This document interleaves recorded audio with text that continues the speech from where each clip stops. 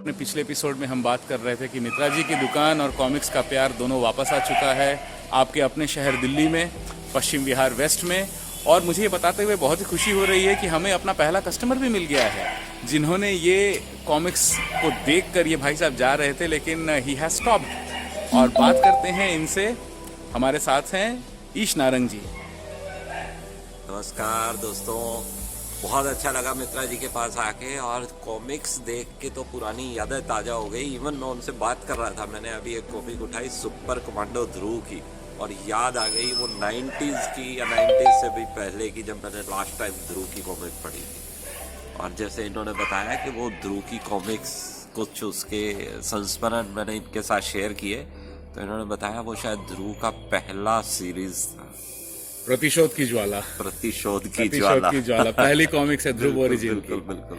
नारंग साहब, हमें आपके बारे में थोड़ा बहुत पता है, आप कहानियां सुनाते हैं और वो भी जो है डिजिटल प्लेटफॉर्म पे आप कहानियां सुनाते हैं। थोड़ा अपने बारे में बताइए सर, आप कैसे, ये आइडिया कैसे आया कि आपको कहानियां सुनानी है डिजिटल प्लेटफॉर्म पर? बिल्कुल। देखिए, मेरा नाम ईश नारंग है और मिस्टर बोस ने जैसे आपको बताया, मैं कहानियां सुनाता हूँ डिजिटल प्लेटफॉर्म पर। बचपन से ही एक आदत थी कि मेरे पिताजी जो है रात को सोने से पहले एक कहानी सुनाया करते थे और वो कहानियों में कुछ ना कुछ ऐसा था। और एक जगह मैंने कहीं पढ़ा था कि जब भी आप कहीं फंस जाओ, कोई समस्या से घिर जाओ, तो कोई कहानी सुन लो या कहानी पढ़ लो, आपको उस समस्या से निजात मिल जाएगा, उस समस्या से बाहर निकलने का कोई ना कोई रास्ता मिल जाएगा। So you mean to say critical thinking, leadership as well as winning over the hardship, ये तीनों चीजें कहानियों से हमें पता चलती हैं। Absolutely, you are absolutely right. Actually ऐसा ही होता है, कहानियों से बहुत कुछ मिलता है। और कहानी सच में आपके जीवन में भी कभी कोई समस्या आए तो एक कहानी पढ़ना, और कहानी से आपको उसका सोल्यूशन निकलेगा ही निकलेगा। तो बस यही सोच के मैंने अपना चैनल शुरू किया, यूट्यूब पर कहानी सुनानी शुरू करी। कोशिश करता हूँ कि 8 या 10 मिनट में एक कहानी हो जाए, और कहानी ऐसी जो कोई संदेश दे जाए, कोई मैसेज दे जाए। और उस हमारे इस प्रयास से अगर किसी को भी एक भी समस्या का सोल्यूशन मिलता है तो हमारा प्रयास सफल होगा। धन्यवाद नारंग जी। और हम आपके अपलिफ्ट के लिए हमारी शुभकामनाएं कॉमिक्स इन यू की तरफ से। जैसा मैंने आपको बताया sir, I am a research scholar and I am conducting my research, PhD research in Indian comics industry.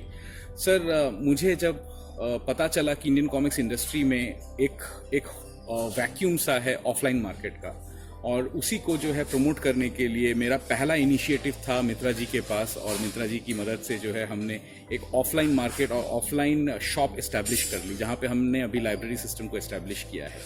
Sir, what do you think, क्या इसका फ्यूचर है? हम लोग इसको आगे बढ़ा सकते हैं? और अगर बढ़ा सकते हैं तो ये मतलब किस तर्ज पे, किस लेवल पे बढ़ सकता है सर? अगर आप थोड़ा बहुत अपना आइडिया दें तो बहुत अच्छा रहेगा। बिल्कुल, ये प्रयास बहुत ही अच्छा किया गया है। आज के समय में जब कोरोना टाइम के बाद स्कूल्स बंद हो चुके हैं, हर चीज़ डिजिटल प्लेटफॉर्म पर आ गई है। क्लासेस लैपटॉप पर, टैब पर, मोबाइल पर लग रही है। और इससे पहले भी क्या था कि बच्चे सिर्फ मोबाइल पर ही सारा दिन गेम खेलना, यूट्यूब देखना। उनको कुछ ऐसा देना पड़ेगा जिससे उनका ध्यान वहाँ से हटे। और कॉमिक्स से अच्छी और कोई चीज़ नहीं हो सकती बच्चों के लिए, जब उनको ऐसी कोई चीज़ दी जाए जिसमें उसका इंटरेस्ट जगे और वो मोबाइल से अपना ध्यान हटाएं। कंसंट्रेशन आज बच्चों की सिर्फ मोबाइल पर रह गई है। तो ये जो कॉमिक्स हैं, नॉवेल्स हैं, ये कंसंट्रेशन जो डेवलप करती थी बच्चों में और सभी लोगों में, एडल्ट्स में भी, वो कंसंट्रेशन कॉमिक्स से और बहुत कुछ है कि उनका ध्यान मोबाइल से हटेगा। तो बहुत ज़रूरी है कॉमिक्स, और बहुत अच्छा फ्यूचर है। और मेरा प्रयास रहेगा कि मैं जितना हेल्प कर सकूँगा, जहाँ तक मेरा नेटवर्क है हिंदुस्तान में, सभी तक पहुँचाने की कोशिश करूँगा इस प्रयास में। क्या बात है sir. Sir, we are very happy to onboard you on comics in you. और विथ योर सपोर्ट हम कोशिश करेंगे कि हम इस ऑफलाइन मार्केट का प्रचार प्रसार अच्छे से कर सके, क्योंकि हमें जहाँ तक लगता है ऑफलाइन मार्केट में अभी उतना कंपटीशन नहीं है। It's a lure market where people can take interest. इसमें प्रतियोगिता नहीं होने के कारण लोग जो है इसमें अच्छा प्रदर्शन कर सकते हैं।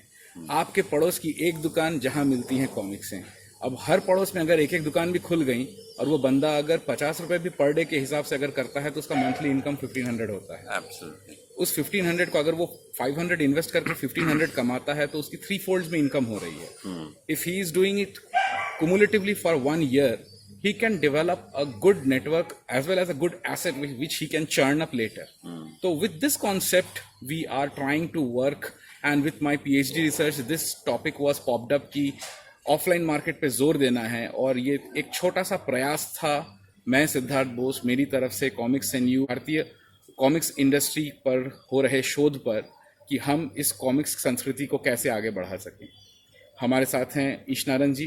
सर, कॉमिक्स एंड यू में आपका आने के लिए, इस मंच पे सुशोभित करने के लिए आपका बहुत बहुत धन्यवाद, तथा मिंत्रा जी की स्टोर पर पहली प्रतिशोध की ज्वाला उठाने के लिए भी आपको बहुत बहुत धन्यवाद। हम आशा करेंगे कि हम आगे चल के आप जैसे और भी बहुत सारे लोग आएं और इस कॉमिक्स को पढ़ें और उसका मजा लें।